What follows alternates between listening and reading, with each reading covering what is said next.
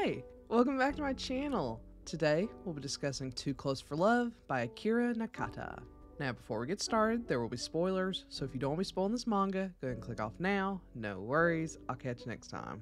For those of you left behind, let's go over some content warnings. There may be references to pseudo-incest, specifically between step-siblings, violence, adoption, and sexual assault, as these things do appear in the manga. But if that's all good with you, let's go ahead and get started.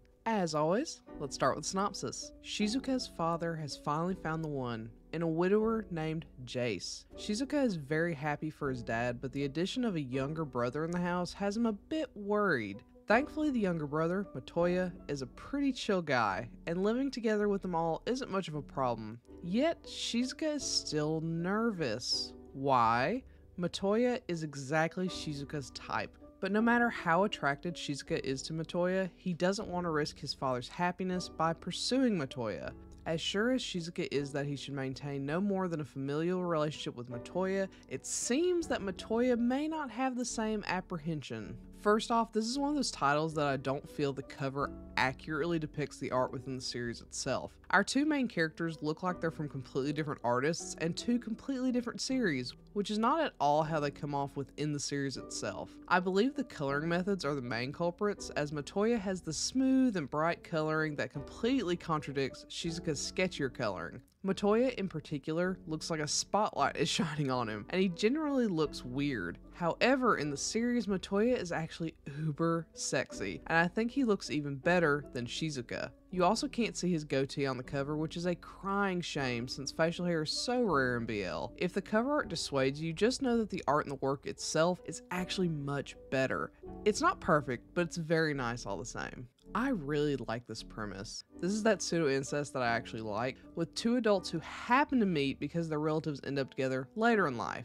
It brings me back to my fave of this tag, which is my housemate. Their fathers find love in each other and get together, putting them all together in the same house. Cohabitation is always so fun and leads to all of your usual tropes, like accidentally catching someone coming out of the bathroom naked, which is the catalyst in this particular series, and allows for much more intimate moments than what's usually had when there's no cohabitation, such as sleeping in the same bed together, seeing each other off for work, etc. It's like seeing a preview of what their lives as a couple could be, and this series is no exception. It's very sweet and allows them to grow close in a short span of time, which is needed in this concise story. Something I did feel was pretty weak in this is the cause of tension between Matoya and Shizuka.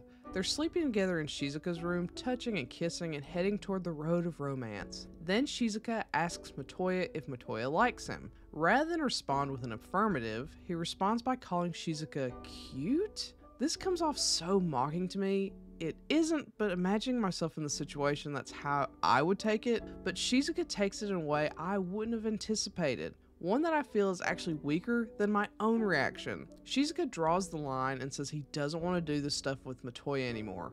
Cool, that makes sense to me. We love boundaries, but his reasoning is that his father used to have a partner who would call him cute, but then broke his dad's heart. That feels so insignificant to me. Clearly it isn't to Shizuka, and this could totally just be my own ignorance, but I just think there could have been a better reason for him disliking Matoya's response than he associates those words with his father's heartbreak. While we're on the topic of Shizuka's father, I have to say how much I like that Shizuka is adopted. I don't feel like I see adoption very often in manga, and having read Perfect World, it's clearly something that's difficult to successfully get through, so to see a single dad with an adopted son is so awesome. If you want to see more adoption rep in BL, check out Restart After Coming Back Home and the sequel Restart After Growing Hungry. Highly recommend for shonen ai lovers out there. I actually really wanted to see more of their relationship, especially since a lot of Shizuka's ways of navigating his relationship with Matoya seem to call back to growing up and seeing his dad love and work through relationships.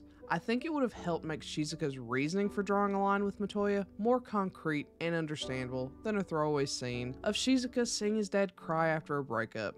Regardless, I really like that they had an adopted family like this, and I hope to see more in other series. With all that being said, as of editing this, I see a listing from Tokyo Pop for a physical release, which is super cool, and I've already pre-ordered it. I feel like I'm manifesting with these reviews, which is every everything.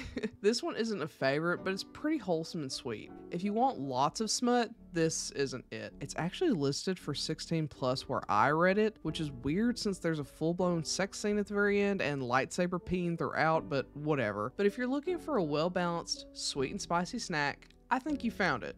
It's not a favorite, but it's worth a read, I think. So, have you read Too Close for Love? If so, what do you think? Do you agree with my assessment? Do you not? Let me know and comment below. Otherwise, I'll catch you next time. Bye!